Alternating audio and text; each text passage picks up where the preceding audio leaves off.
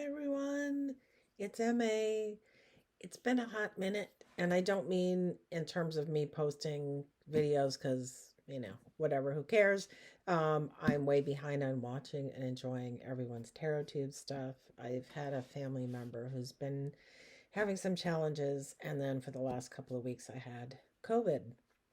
So I'm going to start by trying to catch up with this hashtag decks I don't use that I think Candy started. I am going to break this into two pieces so that it's not too long. And so this half is going to be the decks that I've already put in my uh, box to be rehomed.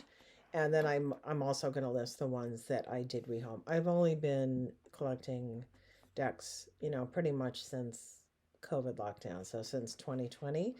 And so I made a lot of mistakes at the beginning, and some of those decks I already moved along. So let's just talk about, and okay, let me also say, um, I like what I like. I'm triggered by what I'm triggered by. I may say some critical things about decks that people love. I'm happy for anyone to love them. There are some that in here that I'm ambivalent about, some that I actively disliked. I'm not going to trash any creators. I may have some harsh words for a couple of publishers, but I'm just going to give you my experience and why things may not have worked for me, because these are the ones that didn't work and that will be moving on or have already moved on. So let's get started. One of the categories I have is I should have known better. And let's say that this one falls into that category. And so the first one on my list that's in my rehome box is the Dreams of Gaia Tarot. This is the full size.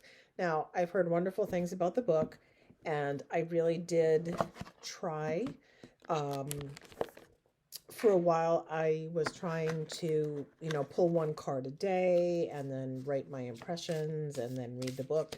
And what I was finding, and I'm just looking at some of the images. So this is a perfect example of why I should have known better.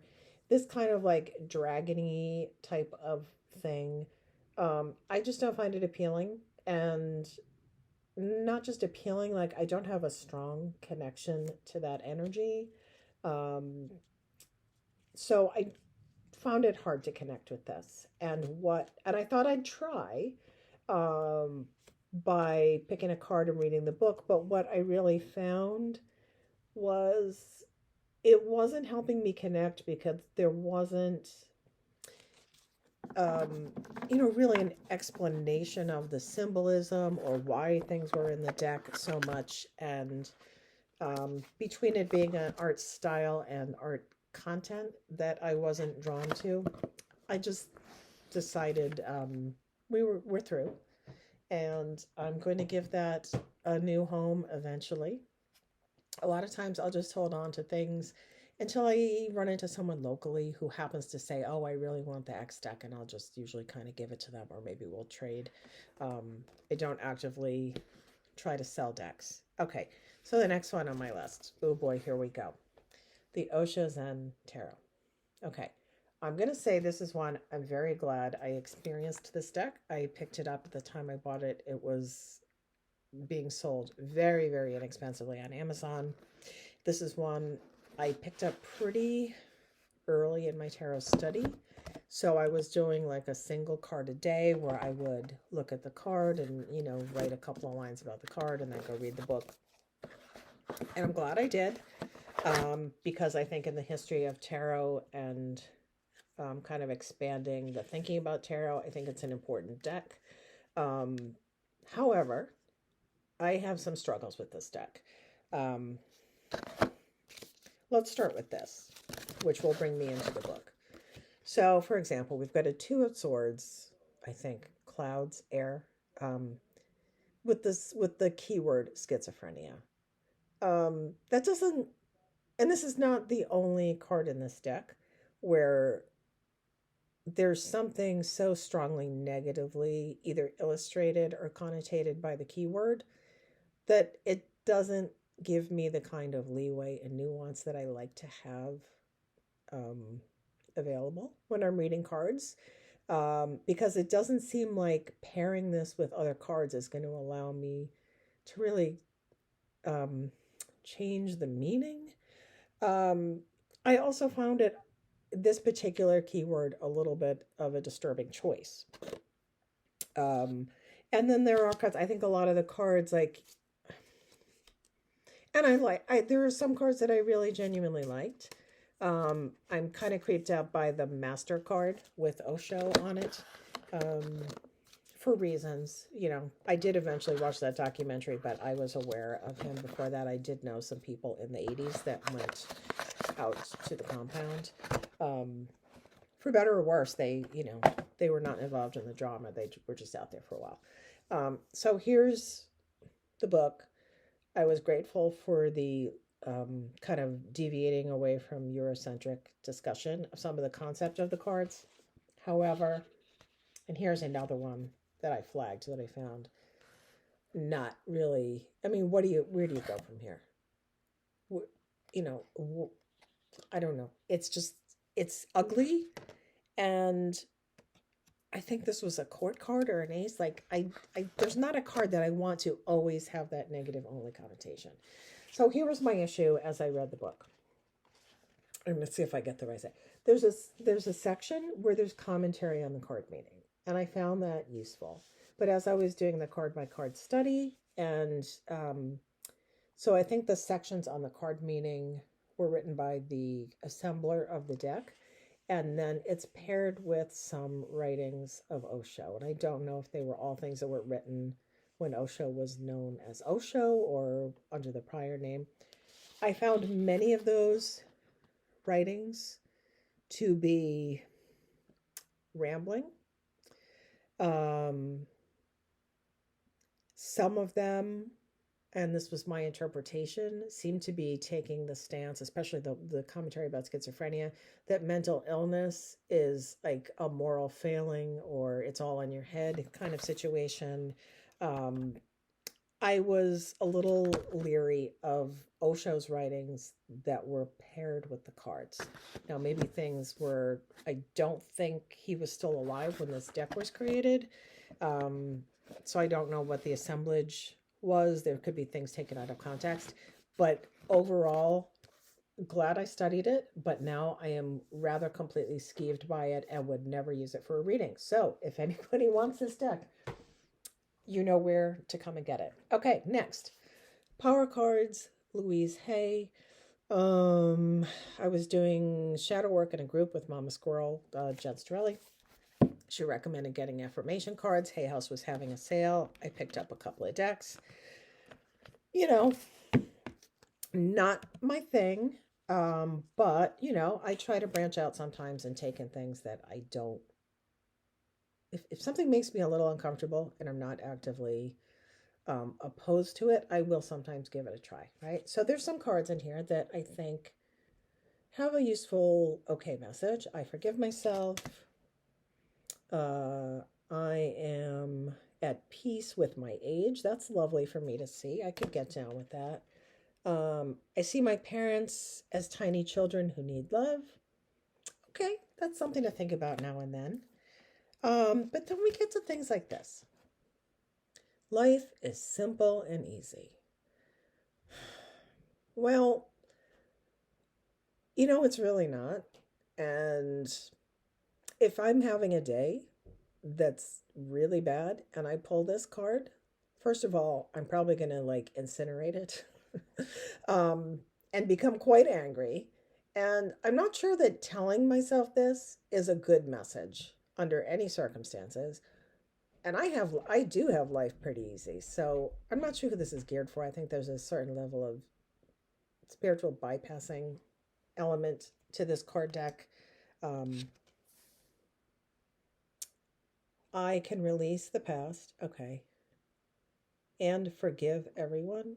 That might not be the appropriate course of emotional action in every circumstance. I mean, I see that it says and can, so it could be a choice, but I don't know. I'm just I gave it a try. This is not the affirmation deck for me. I have made some other choices that I'm happier with. So this one is going in the bye-bye pile. Okay, I'm talking more than I thought I would. Okay, the ASL Tarot. This was a Kickstarter. I'm very pleased I backed this project. I wish I had written down his name. The person that ran the campaign was just lovely, and so many great updates and kept everyone informed. They did have some production issues, and the deck ended up way chunkier and fatter and cardboardy than I think was intended. So I don't love it. You know, they did a good job. I think I'm holding on to this. I don't really use it, mostly because of the cardstock I find unwieldy. Oh, ASL, if anyone doesn't know, it stands for American Sign Language. I am hanging on to this one in case I do encounter anybody or hear of anyone that's in the deaf community or engaged with the deaf community that's interested in this deck and didn't get a chance to obtain it. You know, that I'd be happy to pass it along with them. I have the pouch and the reading cloth, but it's a deck I don't use, and you know, it's waiting to find its proper home. Okay, let's see. A Yogic Path Oracle was a complete impulse purchase. I don't even remember buying it. This coloration scheme with the teal and the gold and the white is very like love and light kind of thing. I don't even know. I wish I had a better way to describe it. I don't even like it. I mean, I think I initially saw this before I started collecting decks, and I was like, oh, I've never seen anything like that before. And there's nothing wrong with this deck, really. I just don't ever use it. And it turns out that this kind of digital collage overlay style is just not my thing at all. I prefer and do collect wholeheartedly analog collage decks, whether it's Oracle or Tarot, but the digital stuff like this is just not my thing, and I don't ever use it. So it's in the adios pile for its next loving home. Just two more that I have physical copies of. One is Poppy Palin's Everyday Enchantment. Maybe this is more in the Purgatory box, but if anybody expressed to me that I ran across that they were looking for a copy of it and couldn't afford it, I would give it to them. I think this is really, for me, a deck that's more geared toward learning tarot than to reading with it. I did, you know, I did the border trim. I cut it down to size so it's usable. And honestly, while I had it, I know I've talked about this before and it sounds really mean, but the way some of the people are drawn, some of them have teeth that look like little needles, and I really struggled with it. It was the teeth. I don't know. Isn't that awful? But anyway, it's such a fabulous deck for as far as the storytelling and the world that it depicts. I love so many things about it, but I don't ever use it. So, yeah, I'm hanging on to that until the right person comes along that's looking for a copy. And then the last one that I still have in my box is the Land Bacterial by Auntie Kay. And I was very happy to support Krista's project. It's just a really cool book, and the deck, it's amazing. I've sat with it. I don't read with it. And ultimately, what I discovered is that whatever work I can be doing regarding, you know, decolonization of, you know, my own whatever ideas and thoughts and actions is not happening within the world of tarot. That's something that takes place outside of using this deck. So I'm very happy I backed it. This is something I'm holding on to, and I feel like a jerk because I know I just found it in an envelope and vaguely remembered that someone in a trade group had expressed interest, and I told them I had a copy, and I think I was going to sell it to them, and then something hit the fan around home, and I just completely forgot. So first I'm going to reach back out to that person and see if they ever found a copy, and if they don't have it yet, I'll just send it to them. Otherwise, I'm going to hang on to it until the right owner. You know, again, if I run into anyone that expresses that this is something they've been looking for and didn't get to back it, I'll probably pass it along to them. So that's those. Here's what I already gave away. Now, keeping in mind, I've only been bringing decks in for less than 3 years, and there's still more that I've given away. Now, there's 3 decks I gave away because I didn't even choose them. I subscribe to Witch's Roots, and occasionally they'll put like a small deck in there. So I've received 2. In total, I've received 4 of these little rock pool decks. These are the 2 I kept, the Forest Fae and the Moon Magic. The 2 that I gave away were the Divine Doors and the Star Seeds. I just wasn't that into the messages on those, and I had a friend who thought they were fun, and I gave one of them to her, and I think the other I mailed to someone who was interested in another deck that I also gave away. And then they also had sent the mini copy of the Everyday Witch, and that's a deck I've never had any interest in for various reasons. I just don't want it. So I gave that one away as soon as it came in as well. Then I have a couple of decks that ended up going home with my daughter, and one of those I had the Halloween Oracle, the Stacey DeMarco Oracle. I wasn't really that into the photography type illustration on the big cards, but my daughter liked it. She was playing with it, and I just said, take it home. And similarly, I had lent her my copy of Modern Witch, and I just told her she could keep it. The one deck that I gave away that falls in the I should have known better category was the Spirit Animal Oracle by Colette Baron Reed, with no credit to the artist on the box. That was a Hay House purchase, and I should have known better because I was already a little concerned about the title. There's certain phrases that get thrown around outside of indigenous and native populations, and those populations frequently will ask people to please stop using those phrases unless they're being used with intention. And one of those phrases is spirit animal, being thrown around casually. And so I already, and this is my fault, I bought the deck anyway. So I already had a bad association with the intention of the deck, and concerns that, Hay House doesn't have, quite have the finger on the pulse of current conversations. My bad. I bought the deck anyway, and I was also a little off put that it only credits one person as the creator, and I understand an illustrator and a deck creator are not necessarily the same thing, but I don't see other decks that don't have the name of the artist and the creator on the box, and I just think that's wrong. So I went against my better judgment, and then my view of the deck was completely polluted by the time I even started to look at the cards. So I gave it to a friend of mine. That just is what it is. Mistakes were made, and I have to listen to those voices. We all have, and I'm not saying that anyone who has that deck is a bad person, but we all have our lines in a different place. And for me, I crossed one of my own lines of comfort as far as where the culture was being taken from. For that deck, I crossed my own line, and I instantly, I don't know if it was the deck that I didn't like so much, or that I felt so guilty and stupid that I had to get rid of it. So that's what happened. And let's see, 2 more. So I also had the Spirit Song deck, which is very sweet and beautiful, and it was just the pastel work was a little too delicate for me. I wasn't really reading with it, and someone expressed an interest. Oh, I've been looking for this deck and I can't afford it right now, and I just sent it off to them.